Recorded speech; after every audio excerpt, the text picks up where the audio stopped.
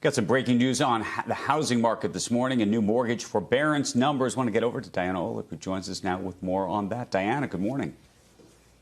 Good morning, Andrew. And the number of borrowers seeking relief on their mortgage payments has fallen now for the third straight week as more Americans go back to work and cities reopen.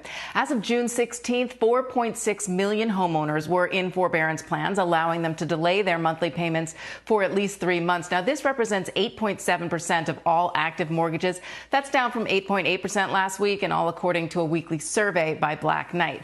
Together, those loans represent more than $1 trillion worth of unpaid principal. Now, the numbers are down by 57,000 from last week and by 158,000 from the peak week near the end of May. Broken down by loan type, about 6.8% of all mortgages backed by Fannie and Freddie and 12% of all FHA and VA loans are currently in forbearance plans. Loans not backed by government agencies, either held by banks or in private label, they seem to be more troubled. Those total forbearances actually rose last week by 6,000.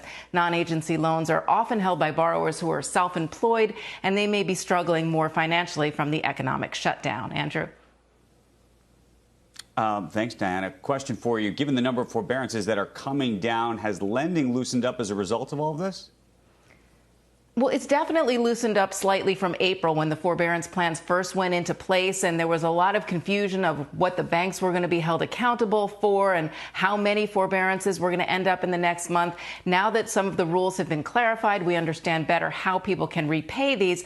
So that's loosened things up a little bit, but the problem right now in the mortgage market is sheer volume. You see purchase applications, mortgage applications to buy a home up around 15% from a year ago, and refinance applications, that demand is up over 100% from a year ago. So the banks are just trying to handle this. The servicers are trying to handle the volume, and that makes it a bit more difficult to get a loan now.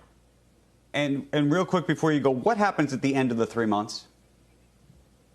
So you have a couple of options. You can either repay those 3 months in a repayment plan over the next year or so. They'll put it out over a couple of months. Or you do have the option to repay it when you refinance your loan in the future or when you sell your home. So you're not immediately required to make up those payments that you missed.